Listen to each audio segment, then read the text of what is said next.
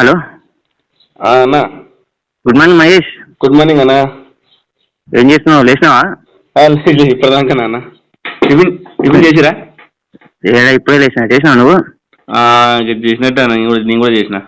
గుర్తుందిగా, ఇప్పుడే గుంపులో గోవింద లెక్క చేస్తే కొంచెం ప్లాన్ మనం వర్కౌట్ అవుతుంది. నైట్ మాట్లాడుకుని మొత్తం విన్నావుగా.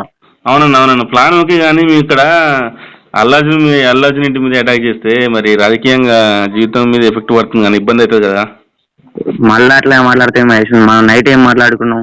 నీకు పొలిటికల్గా ఎలాంటి ఇబ్బంది వచ్చినా కానీ బీఆర్ఎస్ పార్టీ నీకు అండగా ఉంటుంది. అన్న గుర్తుపెట్టుకో ఇది మాత్రం.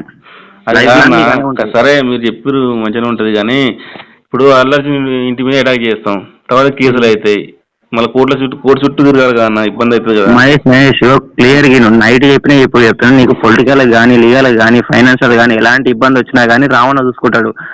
మీరు నలుగురు పోయి అటాక్ చేయరు, వాళ్ళు కూడా వాళ్ళ సైడ్ కూడా నలుగురు వచ్చి మీ మీద అటాక్ చేసినట్టు చేస్తారు.